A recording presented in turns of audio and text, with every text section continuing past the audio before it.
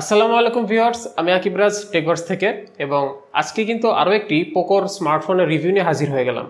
আপনারা জানেন recently Poco বাজারে খুবই অল্প সময়ের ব্যবধানে দুটো জিটি স্মার্টফোন রিলিজ করেছে। তো জিটি দিয়ে তারা বেসিক্যালি এই প্রাইস সেগমেন্টের গেমারদেরকে টার্গেট করার চেষ্টা করেছে। আমার রিসেন্টলি করা পোকো X3 GT রিভিউটি যদি দেখে থাকেন তাহলে হয়তো বা বুঝতেই পেরেছেন যে কতটা আসলে গেমারদের নিডস পূরণ করতে পেরেছে। সেখানে পোকো X3 GT আসলে ঠিক কোন পজিশনটা বিলং করতেছে এদের মধ্যে, এই জিনিসটা আজকে আপনাদের বোঝানোর চেষ্টা করব এবং একই সাথে আপনারা ভিডিওটি পুরোটা যদি দেখেন তাহলে বুঝতে পারবেন যে এই ফোনটি আপনার অ্যাকচুয়ালি কেনা উচিত নাকি উচিত না। তো চলুন আমরা ভিডিওটি শুরু করি। শুরু করার পূর্বে ধন্যবাদ জানাতে চাই আমাদের আজকের স্পন্সর স্মার্ট ভ্যালিকে। তাদের কারণে আজকের এই ভিডিওটি বানানো পসিবল হয়েছে এবং আপনারা চাইলে এই ডিভাইসটি তাদের কাছ থেকে 29 বা 30,000 টাকার প্রাইস সেগমেন্ট থেকে কিনতে পারবেন। প্রাইসিংটা যদিও যেহেতু আনঅফিসিয়াল তাই একটু লাফালাফি করে, সো আপনারা এক্সাক্ট প্রাইসটি জানার জন্য তাদের ফেসবুক পেজ অথবা গ্রুপে জয়েন হয়ে নিন। সকল ইনফরমেশন ডেসক্রিপশন বক্সে দেওয়া থাকবে। পোকো F3 GT একটি গেমারদের জন্য ফোন এবং তারা কিছুটা গেমিং অ্যাসপেক্ট সেই ফোনটিতে নিয়ে এসেছিল।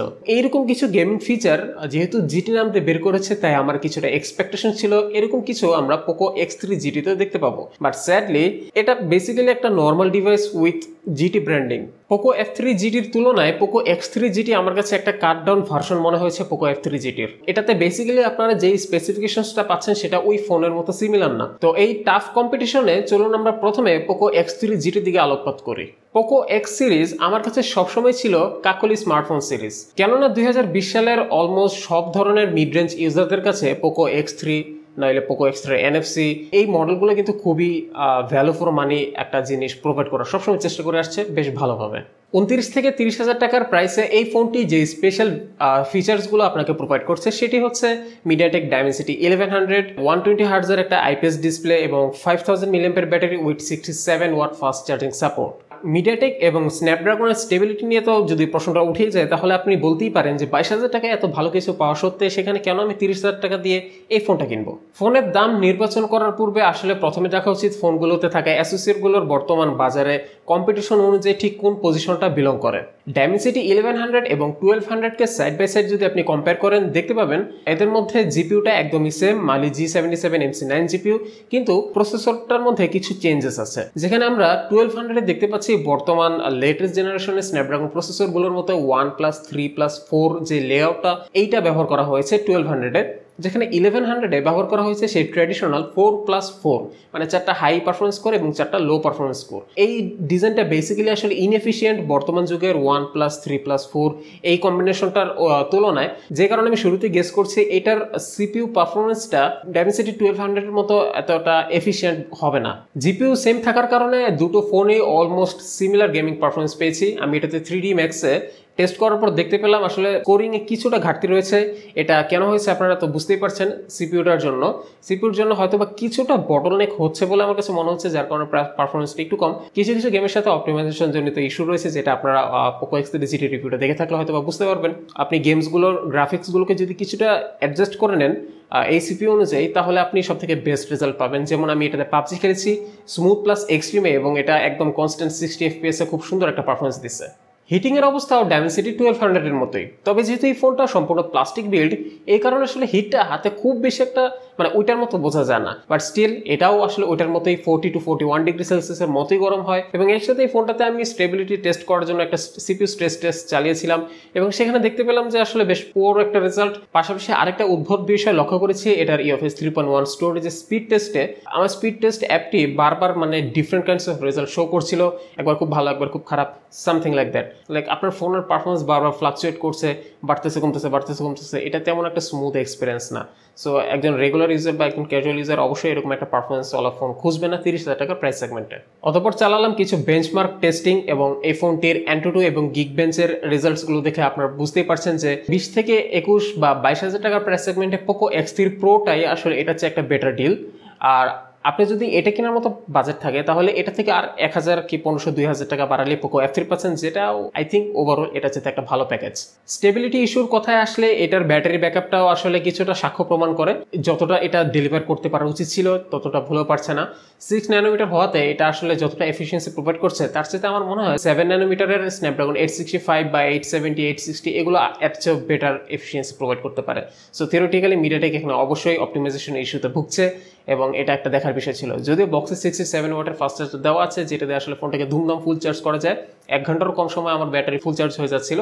তো এটা একটা ভালো বিষয় যে ব্যাটারি আসলে একটু কম ব্যাকআপ দিলেও আসলে চার্জার কারণে আপনি তেমন একটা ফিল করবেন না। আমার কাছে খারাপ লেগেছে যে পোকো X3 GTর মতো এটাতেও মানে ওইরকম এল শেপড ইউএসবি কেবল দেয় নাই। তারা যেহেতু জিটি নাম দিয়ে একটা ফোন বের করছে, সো পোকো F3 GTর সাথে এই ফোনটারও আপনি আনবক্সিং বলেন বা ওভারঅল ফোনের ডিজাইন বলেন বা ওভারঅল যে ফোনটার আউটপুট কিছুটা হলেও সাদৃশ্য থাকা উচিত ছিল পোকো F3 GTর সাথে, তেমনটা আমরা দেখতে পাচ্ছি না।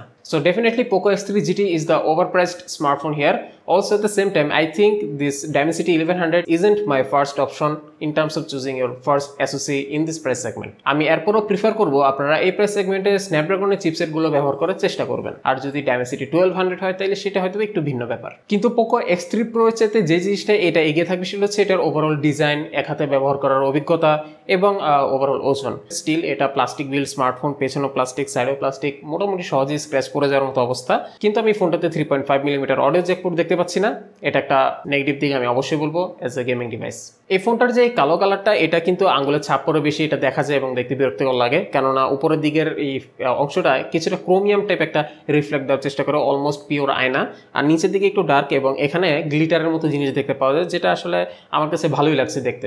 তবে এই ফোনটার আরও দুটো কালার আছে, নীল এবং সাদার মতো, এবং ওই দুটো কালার আসলে আমার মনে হয় এটা চেয়ে বেটার, দেখতে জোস লাগে। আর ফোনটার যদি একটু সাইডে খেয়াল করি দেখা যাবে ডান পাশে পাওয়ার বাটনে ফিঙ্গারপ্রিন্ট সেন্সর আছে, এটা একদম থাম্ব যেখানে থাকে ওইখানে পজিশন আছে, পজিশনটা পারফেক্ট। তার উপর আছে secondary noise cancellation microphone, speaker এবং আয়ার ব্লাস্টার। বাম পাশে রয়েছে সিম ট্রে যেখানে দুটো সিম ইউজ করতে পারবেন। নিচে রয়েছে একটি মাইক্রোফোন, ইউএসবি টাইপ সি এবং মেইন স্পিকার। পেছনের দিকে আপনারা তাকালে দেখতে পাবেন ফোনটির একটি বিশাল বড় ক্যামেরা বাম, যেটা আসলে কিছুটা বিরক্তিকর ফিল একটা দিয়েছে যখন কোনো ফ্ল্যাট সার্ফেসে রাখছিলাম। আর নিচে ছোট করে পোকো ব্র্যান্ডিং দেওয়া আছে এবং ওভারঅল ফোনটিতে কিছুটা মিনিমালিস্টিক একটা ভাইব তারা তুলে ধরার চেষ্টা করেছে এবং এটা আমার কাছে ভালো লেগেছে। ফোনটাতে ডুয়াল স্টেরিও স্পিকার রয়েছে এবং এই স্পিকারটির সাউন্ড কোয়ালিটি আমার কাছে আসলে আহামরি ভালো লাগে নাই, আবার খারাপও লাগে নাই। লাইক আমি যখন কোনো ক্যাজুয়াল কাজ করছিলাম বা এরকম রিভিউ দেখতেছিলাম তখন এই স্পিকারটা যথেষ্ট ভালো, বেশ লাউড এবং ক্রিস্প সাউন্ড ক্রিয়েট করতে পারে। কিন্তু যখন আমি কোনো মিউজিক ছাড়ছিলাম তখন আসলে ওভারঅল সাউন্ড আউটপুটটা আমার কাছে তেমন একটা মানানসই লাগছিল না। ফোনটির সামনে আপনারা পাচ্ছেন 6.6 inch IPS display, full HD plus resolution, 120 হার্জের রিফ্রেশ রেট, 240 হার্জের টাচ স্যাম্পলিং রেট। এটা একটি আইপিএস ডিসপ্লে এবং এটার ব্রাইটনেস হচ্ছে 450 নিটস। ব্রাইটনেস পারফরমেন্স আমার কাছে খুব বেশি ভালো লাগে নাই, আবার খুব বেশি খারাপও লাগে নাই। আর overall colour reproduction, viewing angle আমার কাছে ভালোই লেগেছে। ডিসপ্লের কর্নারগুলোতে কোন প্রকার ডার্ক ইস্যু দেখতে পাই নাই, আর ক্যামেরা কাট আউটের আশেপাশে কোনো ডার্ক ইস্যু আমরা দেখতে পাই নাই। টাচ কোয়ালিটিও আমার কাছে মোটামুটি ভালোই লেগেছে। 30,000 টাকার প্রাইস সেগমেন্টে আমি অ্যামোলেড ডিসপ্লেটাকে বেশ অনেকটাই মিস করেছি। কিন্তু অদ্ভুতভাবে এই ডিভাইসটিতে দেওয়া হয়েছে কর্নিং গরিলা গ্লাস ভিক্টাসের প্রোটেকশন সামনে। আমার মনে হয় আপনারা একটু কলিজা বড় করে এটার উপরে স্ক্রিন প্রোটেক্টর অন করে মানে খুলে ফেলা দিয়ে আপনারা চালাতে পারবেন। স্ক্রিন প্রোটেক্টর ছাড়া, ব্যাক কভার ছাড়া ফোন চালানোর মধ্যে একটা জমিদারি ভাব আছে। প্রোটেকশনের মামলায় আপনারা আরও পাচ্ছেন IP53 সার্টিফিকেশন, যেটা টুকটাক পানি ছিটে ফোটা এবং ধুলোবালিকে ঢোকা থেকে রক্ষা করবে আপনার ফোনকে। আর এই ফোনটি রান করছে অ্যান্ড্রয়েড 11 MIUI 12.5 সামথিং। ফোনটা ইউজ করছি, আমার কাছে বেশ রেসপন্সিভ লাগছে। আর অ্যাপস ইউজিং এর ক্ষেত্রে আসলে তেমন কোনো স্লো ডাউন নোটিস করে নেই, তবে স্টার্টারিং হয়েছে। আর গেমস খেলার সময় আনঅপটিমাইজড ইস্যু তো আপনারা দেখেছেন। তো এই overall software experience I think good, but আপনারা হয়তো বা টুকটাক বাগস খুঁজে পেতেও পারেন, নট শিওর, আমি পাইনি আপাতত। তো এবার চলে আসে ক্যামেরা সেকশনের কথা, এবং এটার ওভারঅল ক্যামেরা সেটআপটা আমার কাছে পোকো F3 GTর মতোই লাগছে। প্রাইমারি ক্যামেরা 64 মেগাপিক্সেল, তারপর 8 মেগাপিক্সেল আলট্রা ওয়াইড এবং 2 মেগাপিক্সেল ম্যাক্রো। তো ওভারঅল পিকচার পারফরমেন্স আমি আসলে কিছুটা সন্তুষ্ট ছিলাম এবং কিছুটা সন্তুষ্ট ছিলাম না। ফার্স্ট অফ অল এই ক্যামেরা সেন্সরটা বেশ ভালোই কালার ক্যাপচার করে, কিন্তু এটা দূরের কোনো অবজেক্ট মানে হাই ডাইনামিক রেঞ্জ ডিটেলস এবং এটার যে হাইলাইট ব্যালেন্সের যে ব্যাপারটা, এই জিনিসটা সবসময় ঠিক মতো করতে পারে না। তো একইভাবে তোলার জন্য আমাকে একবারের জায়গায় কয়েকবার করে ছবি তোলা লাগছিল এবং ভিউ ফাইন্ডারে ট্যাপ করে আমাকে কিছু অ্যাডজাস্ট করে নেওয়া লাগছিল মানে পারফেক্ট রেজাল্ট পাওয়ার জন্য। সো আপনি যদি একদম ডিরেক্ট অটোমোডে ছবি তোলেন তাহলে সামটাইমস ছবিগুলো দেখে আপনার কাছে ভালো লাগবে না। তো এই ক্যামেরাটা দিনের বেলাতেও বেশ পাওয়ারফুল ছিল, রাতের বেলাতে আসলে ডিটেলস অনেকটাই কমে আসে। তবে এই ক্ষেত্রে আপনি যদি নাইট মোড দিয়ে ছবিগুলো তোলার চেষ্টা করেন তাহলে বেশ ভালো একটা রেজাল্ট পাবেন এবং আপনার কাছে ছবিগুলো ভালোই লাগবে। তো এই ক্যামেরাটার নিচে আছে একটি ultra wide angle camera 8 megapixel. এই ক্যামেরাটিতে আমি হাইলাইটসে ব্লু টিন্ট দেখতে পেয়েছি বেশি, যেহেতু ডিটেলস আমার কাছে মোটামুটি ভালো লেগেছে। তবে আল্ট্রা ওয়াইড অ্যাঙ্গেল ক্যামেরাটা লো লাইট আপনারা ব্যবহার করতে পারবেন না ভালো মতো। Poco X3 GT রিভিউটি দেখে থাকলে জেনে থাকবেন 1200 কিন্তু 4K HDR রেকর্ডিং সাপোর্ট রয়েছে, যেটা বেসিক্যালি যেহেতু সেম জিপিও আর খুব সম্ভবত সেম আইএসপি, এই কারণে আমরা এই ফোনটিতেও 4K HDR এ রেকর্ড করতে পারবো 30 FPS। আর আপনার এটাতে স্লো মোশন রেকর্ডও করতে পারবেন এবং ক্যামেরা সেটিংসে বেশ আদার্স কিছু ফিচারও রয়েছে। এটার পোর্ট্রেট ছবিগুলো আমার কাছে বেশ ভালো লেগেছে। এজ ডিটেকশনগুলো মোস্ট অফ দ্য টাইম ভালোই ছিল, তবে খুব বেশি জুম করে দেখলে টুকটাক প্রবলেম দেখতে পেতে পারেন। আর এটা সামনে যে 16 মেগাপিক্সেল সেলফি ক্যামেরা দেওয়া হয়েছে, এটা নিয়ে আমি তেমন একটা সন্তুষ্ট হতে পারি নাই। প্রথমত স্কিন টোনটা মোটেও অ্যাকুরেট থাকে না মোস্ট অফ দ্য টাইম, আর রাত হয়ে আসলে তো কালার একেবারে ফ্যাকাশে হয়ে যায়, মানে একবারে ফ্যাকাশে না বাট কিছুটা ফ্যাকাশে হয়ে যায়, চোখে নোটিসে পড়ে যায়। তো এই কারণে আসলে লো লাইটে তেমন একটা ভালো লাগে না সেলফি ক্যামেরাটা। আর ডে লাইটেও আমার মনে হয় আরেকটু ইম্প্রুভমেন্ট করার প্রয়োজন ছিল। আর পাশাপাশি ডিটেলসও মানে ডিসেন্ট, মানে একটা মোটামুটি ভালো ক্যামেরা। সেলফি লাভারদের জন্য এটা তেমন একটা আইডিয়াল ক্যামেরা না।